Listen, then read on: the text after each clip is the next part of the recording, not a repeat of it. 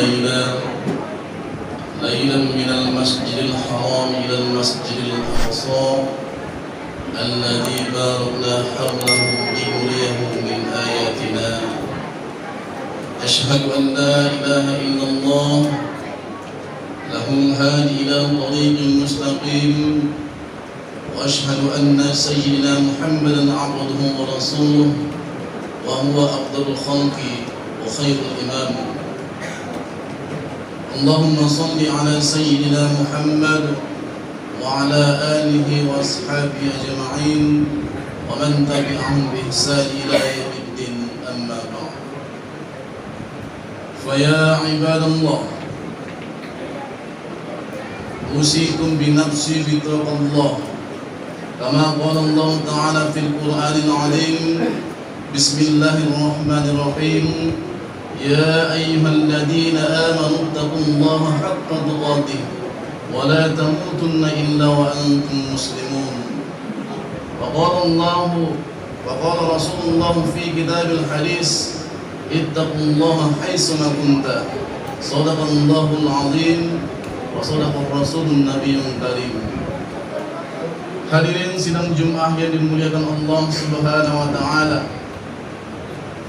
kembali kita mengucapkan puja dan puji syukur kepada Allah Subhanahu wa taala dan mengucapkan alhamdulillahi rabbil alamin.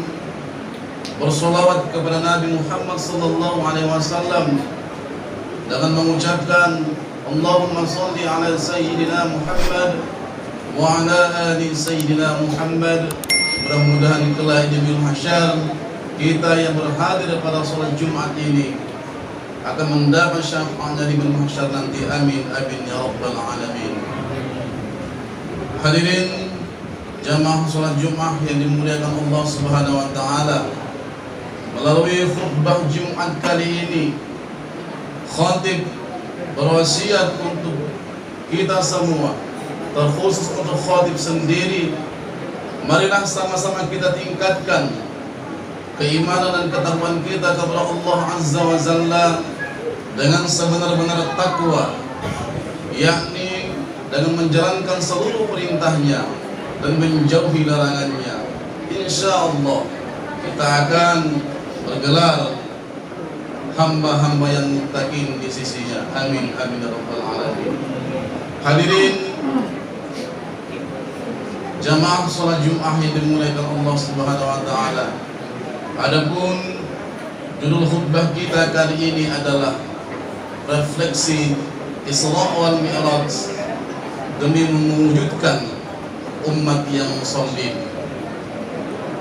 Ma'asyiral muslimin rahimakumullah. Baru semalam tanggal 27 Rajab tanggal 27 Rajab bulan Hijriyah, ulama menyepakati pada tanggal itulah Rasulullah sallallahu alaihi wasallam melakukan perjalanan yang luar biasa, yang tidak bisa kita jangkau dengan logika, yang tidak bisa kita jangkau dengan pikiran. Perjalanan selama 1 malam, berangkat malam, kembali juga malam. Inilah yang disebut dengan peristiwa Isra wal Mi'raj, dan ini diabadikan dalam surah Al-Isra ayat pertama dengan kata-kata yang pertama adalah subhana. Artinya ketika Allah ingin menunjukkan atau memberitakan sebuah perjalanan yang luar biasa, Allah akan memulainya dengan kata-kata subhana, maha suci Allah. Hanya dengan itu yang dapat kita yakini bahwasanya peristiwa Isra wal Mi'raj ini merupakan fenomena terbesar dalam sejarah umat manusia yang kita yakini hingga hari ini. Ada 2 kelompok yang menentang ini. Ada 2 kelompok dalam memaknai peristiwa Isra wal Mi'raj ini. Kelompok yang pertama adalah kelompok yang mungkar, yakni golongan Abu Jahal dan Abu Lahab serta teman-teman dan teman-temannya yang lain.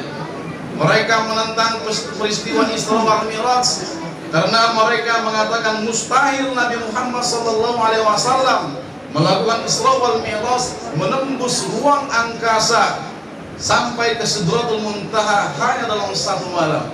Padahal jika Allah berkehendak, wa idza arada syai'an ay yaqula lahu kun fayakun. Apabila Allah berkehendak terhadap sesuatu, maka Allah cukup mengatakan kun fayakun, jadi maka jadilah. Kelompok yang kedua adalah kelompok yang sami'na wa ata'na, yakni ini adalah kelompok Abu Bakar As-Siddiq yang langsung menaamkan atau mematuhi atau mengiyakan apa-apa informasi yang disampaikan oleh Rasulullah sallallahu alaihi wasallam ketika Isra wal Mi'raj Nabi Muhammad sallallahu alaihi wasallam. Hadirin sidang Jumat yang dimuliakan Allah Subhanahu wa taala. Apa yang menarik dalam Isra wal Mi'raj ini? Semuanya menarik. Tetapi di antara ketertarikan itu adalah salah satunya fenomena yang hari ini kita laksanakan adalah dihadiahkannya Rasulullah dan umatnya, yakni melaksanakan sholat 5 waktu. Esensi dari Isra wal Mi'raj adalah menjemput sholat 5 waktu untuk berkomunikasi batin kita kepada ilahiyah.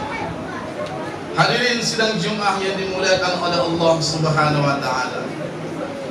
Kenapa mesti demikian? Kalau syariat puasa, syariat zakat, syariat haji cukup Allah firmankan melalui Jibril kepada Nabi Muhammad sallallahu alaihi wasallam.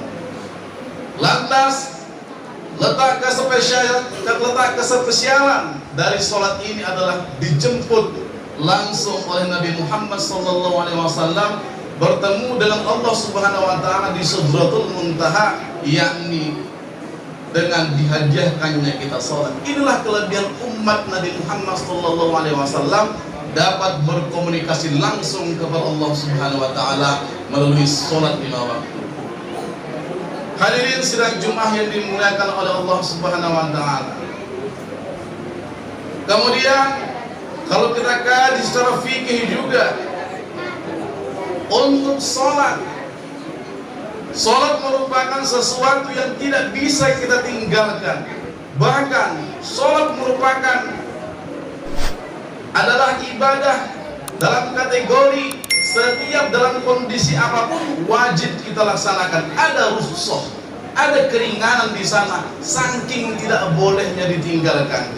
Kalau kita tidak mampu berdiri, maka kita duduk. Kalau kita tidak mampu duduk, maka dengan tidur. Apabila kita tidak mampu lagi untuk tidur, maka dengan cukup isyarat. Saking segitunya lah sholat itu tidak ada atau tidak boleh ditinggalkan oleh umat Islam. Hadirin wal hadirah yang dimuliakan oleh Allah Subhanahu wa taala. Bahkan apa yang disampaikan oleh seorang penulis yang bernama M. Muhammad Amin dalam bukunya Sholat dalam Pandangan Kosmologis, dia memetik sebuah ayat dalam surah Al-Isra ayat 44. Di sana diceritakan bahwasanya bertasbihnya bumi adalah sama dengan berotasi dan berevolusinya bumi.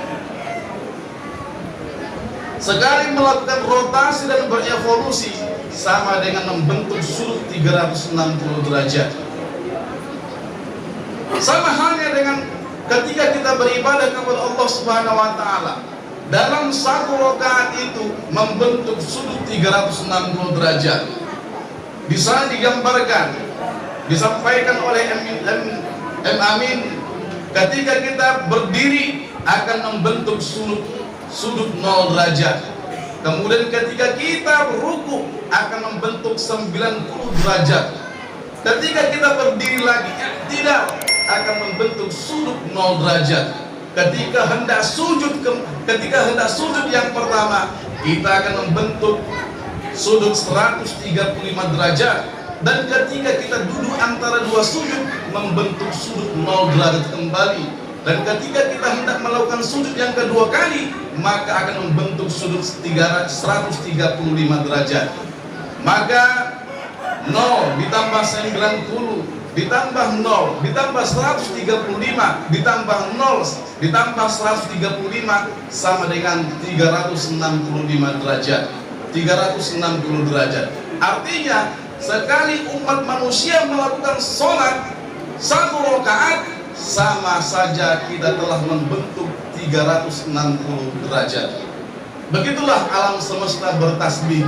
Bayangkan jikalau alam semesta ini berhenti bertasbih, maka hancurlah alam semesta ini.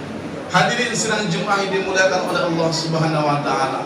Esensi daripada salat banyak kita temukan, bahkan eksistensi dari salat itu sendiri banyak kita temukan di beberapa ayat Al-Qur'an.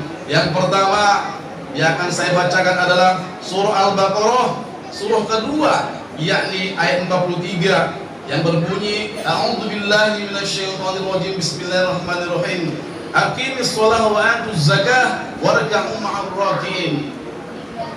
Dirikanlah salat dan tunaikanlah zakat dan rukuklah bersama orang-orang yang rukuk. Kemudian dalam surah An-Nisa ayat 103, fa'aqimus sholata inna sholata kanat 'alal mu'minina kitaban mawquta. Maka dirikanlah salat, sesungguhnya salat itu telah ditentukan waktunya untuk orang-orang yang beriman. Selanjutnya eksistensi salat juga telah diabadikan dalam surah Toha ayat 14 yang mengatakan bismillahirrahmanirrahim innani Allahu la ilaha illa ana fa'buduni wa aqimis sholata lizikri, yang artinya sesungguhnya aku adalah Allah, tiada Tuhan selain aku, maka sembahlah aku dengan mengerjakan sholat untuk mengingat. Banyak lagi ayat-ayat Al-Quran yang mengatakan bahwa pentingnya sholat itu terhadap setiap individu umat Islam. Jangan pernah kita abaikan, jangan pernah kita tinggalkan, karena yang membedakan kita dengan orang-orang kafir hanyalah sholat. Sebagaimana hadis yang diriwayatkan oleh hadis Tirmidzi dan Ibnu Daud yang mengatakan bainal abdi wal kufri tarkus sholati. Di antara perbedaan antara seorang hamba dan orang-orang kafir adalah meninggalkan sholat. Inilah kewajiban yang amat luar biasa ketika kita mencapai mukallaf atau orang-orang yang sudah dibebani beban syariat, maka tidak sepatutnya kita melaksanakan atau meninggalkan sholat 5 waktu tersebut. Hadirin sidang Jumat yang dimuliakan oleh Allah Subhanahu wa taala, maka begitu dahsyatnya penjemputan sholat ini sehingga harus melakukan perjalanan antar galaksi yang banyak menimbulkan permasalahan atau perdebatan di antara ketika itu. Maka wajarlah jikalau yang dikatakan oleh hadis riwayat Baihaqi yang mengatakan as-salatu imaduddin faman aqamaha faqad aqamaddin wa man tarakaha faqad hadamaddin. Salat itu adalah tiang agama. Jikalau kita melaksanakan salat, maka kita telah mendirikan agama tersebut. Tetapi jikalau kita meninggalkannya, maka kitalah sebenarnya yang menghancurkan agama ini. Hadirin sidang Jumat yang dimuliakan oleh Allah Subhanahu wa taala, begitu banyak bencana yang kita hadapi pada tahun ini, mulai dari bencana banjir, kemudian longsor, serta gempa yang bertubi-tubi dari tahun 2000 hingga hari ini, menandakan bumi ini telah rentah, bumi ini telah berat menanggung dosa-dosa umat manusia yang kebanyakan mereka adalah orang-orang yang munafik, mereka adalah orang-orang yang mengaku Islam tetapi tidak melaksanakan salat. Maka apa yang dikatakan Recep Tayyip Erdogan ketika dia melaksanakan program subuh berjamaah di negaranya, ketika melaksanakan itu apa yang dia katakan, jikalau kita ingin melihat kekuatan umat Islam, jikalau kita ingin melihat jumlah umat Islam, maka datanglah ketika sholat Idul Adha dan sholat Idul Fitri. Tetapi jikalau kita ingin melaksanakan atau ingin melihat bagaimana kekuatan umat Islam, maka lihatlah sholat jamaah ketika waktu subuh. Itulah kekuatan umat Islam yang sesungguhnya. Hadirin wal hadirah yang dimuliakan oleh Allah Subhanahu wa taala. Semoga dengan penjelasan singkat ini kita sebagai umat Nabi Muhammad SAW menjadi hamba-hamba atau generasi atau umat-umat yang musolli, yang mencintai sholat itu. Mengadulah kepada Allah Subhanahu wa taala melalui batiniah kita, melebur di dalamnya dengan kata-kata ilahiyah yang kita, dengan kata-kata kita yang tertuang, yang kita tuangkan dalam sholat untuk disambut sang ilahiyah. Wa qul rabbighfir warham wa anta khairur rahimin.